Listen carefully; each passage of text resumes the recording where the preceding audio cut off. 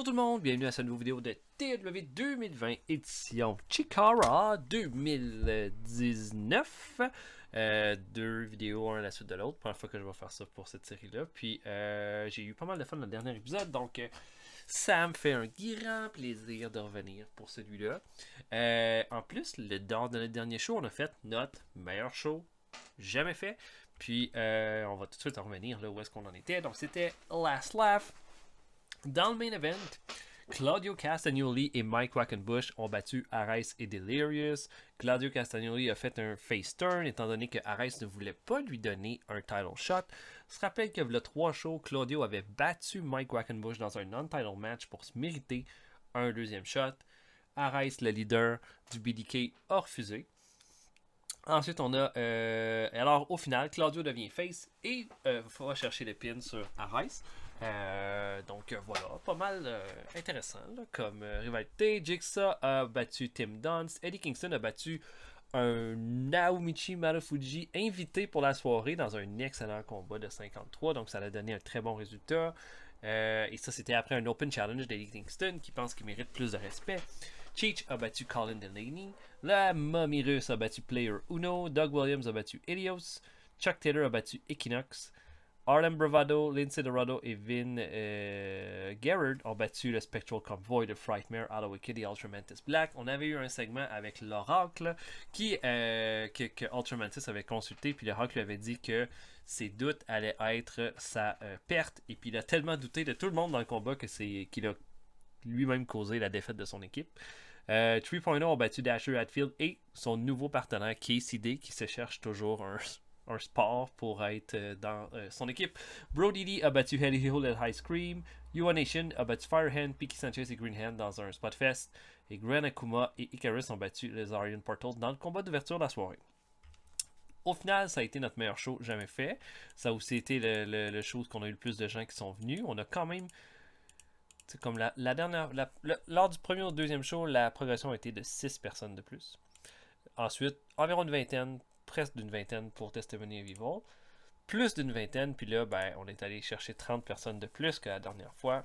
C'est des sous, ça. Puis voilà. Pour le prochain show, j'ai le goût de sortir un peu de Quackenbush, toujours dans le main event avec Claudio, tout ça. J'aimerais ça donner la chance à quelqu'un d'autre. Puis j'aimerais que mon main event, ça sera Vin Gerard et la Rorona qui vont s'affronter. Puis on va donner le main event à la Rorona. Puis c'est un storyline qui va quand même pas mal avancer. Ça n'a pas pu avancer la dernière fois à cause que j'ai booké le show en même temps qu'un show de la Shimmer. Donc toutes mes lutteuses étaient indisponibles. Ce qui est vraiment pas brillant de ma part. Mais je savais pas.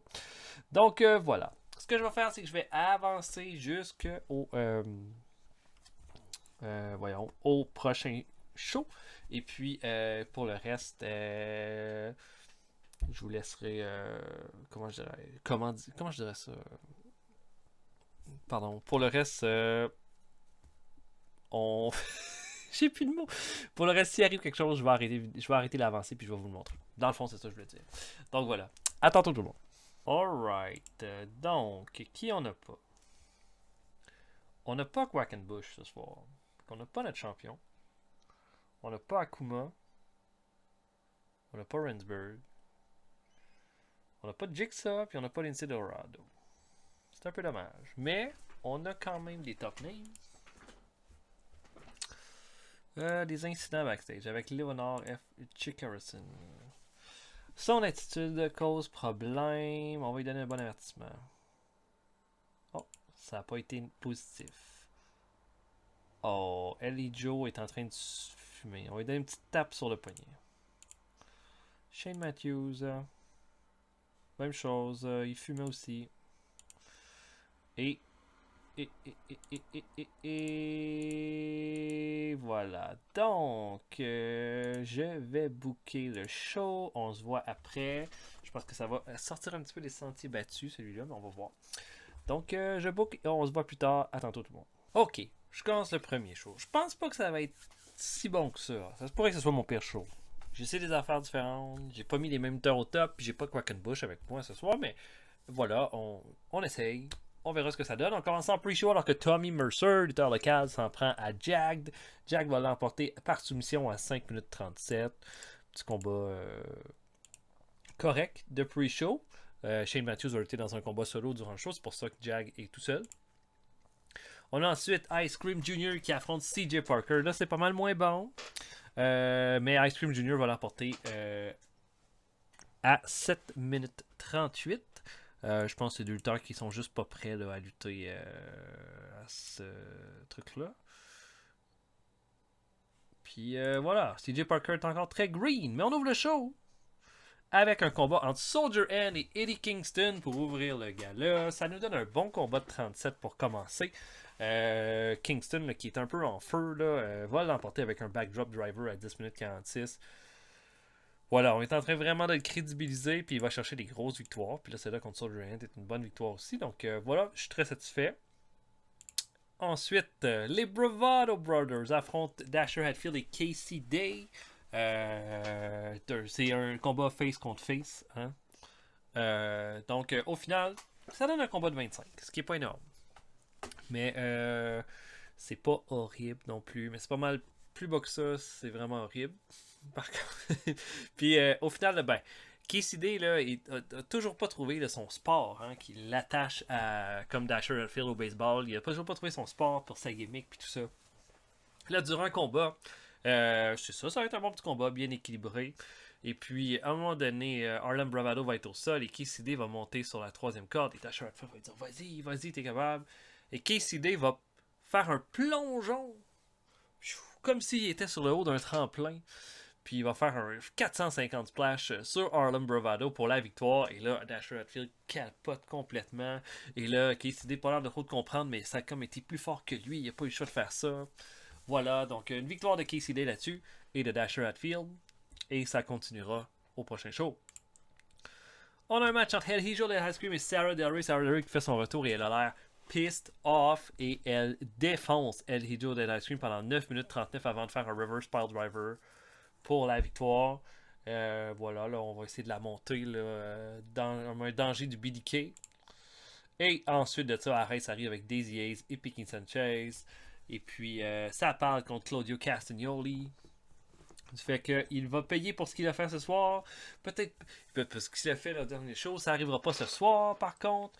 Parce que c'est pas. Ben, en fait, ça va arriver ce soir. Parce que il va affronter le membre du BDK, Tim Dunst. Mais avant longtemps, il va mettre ses mains sur Claudio Castagnoli parce qu'il lui a empêché de donner le prochain title shot du World Grand Prix au BDK, ce qui est absolument inacceptable.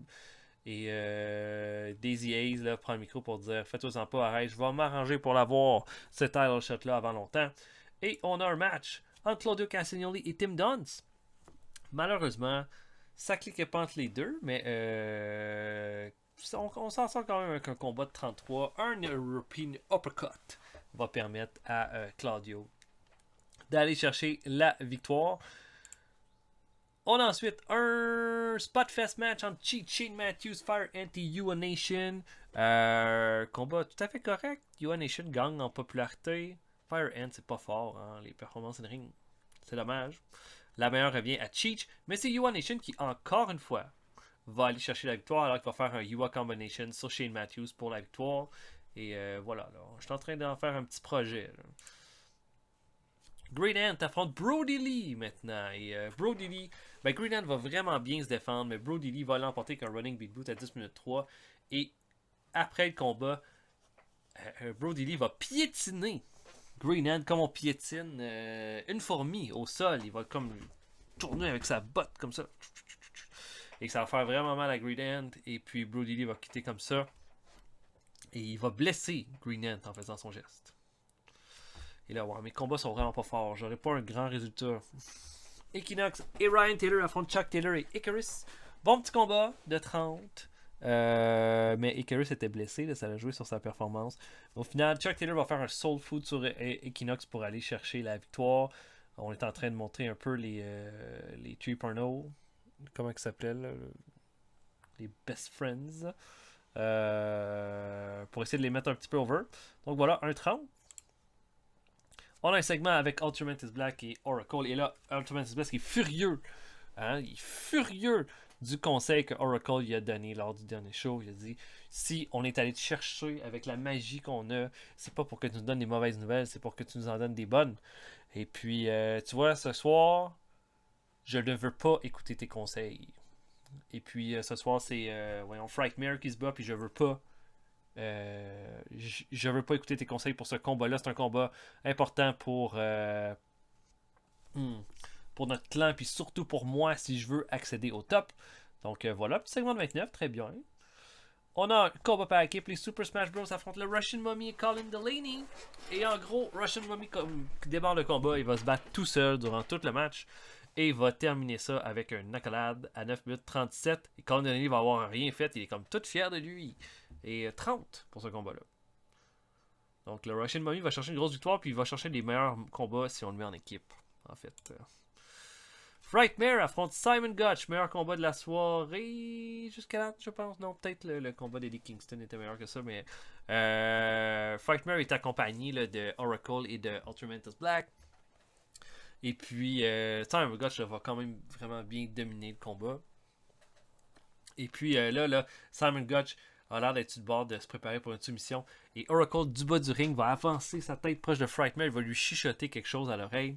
Et c'est comme si, quand Gotch attrape Frightmare, Frightmare savait exactement ce que Gotch allait faire comme prise. Il va faire une espèce de drôle de move, va faire un petit paquet et va remporter la victoire sur Simon Gotch. Et là, l'Oracle est là. Ok, il y a quelque chose là. Il y a quelque chose là. Il a donné le secret de la victoire. Parce qu'avant, l'Oracle donnait toujours des trucs flous sur les trucs de même. Donc là, Ultramantis Black a l'air d'être pas mal plus content. On a une promo de Polyman qui garantit que ce soir, il a fait le nécessaire pour que le fantôme de La Llorona soit attrapé et quitte l'aréna de la Chikara. Et puis, voilà, et que ce soir, ce sera la grande révélation. Combat par équipe, le Zorian Portal affronte Delirious et Daisy Ace. Bon match de 39. Avec au final une victoire de Daisy Ace qui fait son mind trip sur Ophidian. Daisy Ace, je pense, va prendre pas mal de place, possiblement dans les prochains shows. Donc, on lui donne cette victoire-là. Je pense que Delirious avait besoin aussi de momentum. Donc, une bonne victoire qu'il va chercher. Puis une grosse victoire pour le BDK. On a ensuite notre main event entre Vingerer et La Llorona. Un combat correct. Performance de 41 pour La Llorona, 33 pour Vingerer. Un résultat de 37. J'aurais aimé plus, évidemment. Mais ça va. Sauf que le combat va se terminer en double count-out. Vingerer essaye de s'en prendre à La Llorona qui est comme inarrêtable, tout ça. Et puis, au final, La Llorona va... comment dire, il va prendre Vingerer, va le stabiliser au sol et va essayer d'essayer de prendre son âme. Et puis, au moment où est-ce qu'elle arrive, les lumières se ferment. Et puis, la musique de Ghostbusters se fait entendre et c'est le Honky Tonk Man. Maintenant, le Honky Tonk Ghostbuster qui va arriver avec un plasma beam et qui va tirer sur La Llorona pour essayer de la repousser. Et là, La Llorona est quand même vraiment endurante et tout ça. Mais Honky Tonk Man va essayer de la faire reculer. Va faire reculer jusque dans le ring. Puis là après ça, il va essayer d'envoyer une trappe au sol comme dans Ghostbusters. Sauf que La Llorona va hurler tellement fort qu'elle va repousser le beam de Honky Tonk Man qui va tomber sur le cul. Et puis La Llorona va simplement comme disparaître. Elle va aller comme en bas du ring, puis elle va être absolument impossible à trouver. Et le Honky Tonk Ghostbuster va faire de son mieux pour essayer de trouver quelque chose, mais voilà. Là, c'est maintenant l'arrivée du Honky Tonk Ghostbuster qu'on a pour 3 mois avant qu'il prenne sa retraite. Donc on va lui donner le spotlight qu'il mérite. Pourquoi j'ai pris le Honky Tonk Man? Pour faire le Ghostbuster, d'abord du charisme, popularité. Donc déjà là pour le segment, c'est notre meilleur segment du show. Puis aussi, je trouvais ça nice. C'est comme je m'étais dit, si c'était pour faire quelque chose de complètement pété comme ça, j'irais avec quelqu'un que je connaîtrais puis qui a un peu de connaissance pour les fans. Donc on fait qu'un 52, c'était un 35. C'est notre pire show. C'est notre pire show. Les matchs n'ont pas été à la hauteur. En même temps, j'ai pas vraiment mis des tops contre des tops toute la soirée. J'ai vraiment plus été comme des tops contre des un petit peu moins bons ou des lutteurs de bas de carte qui se luttent ensemble. Parce qu'au final, c'est ça. Le plus bas, ça a été le tag team avec Dashford, Hatfield et Casey Day. Puis le meilleur match. Pas vraiment eu on n'a pas vraiment eu un meilleur. Le meilleur match était Osirian Portal contre Delirious puis Daisy Hayes. Bon, ok. On va avoir un speech quand même. On va dire à la Lorona qu'elle a fait un très beau travail quand même. Ensuite de ça, Daisy Hayes a été solide. Good performance. Puis Eddie Kingston.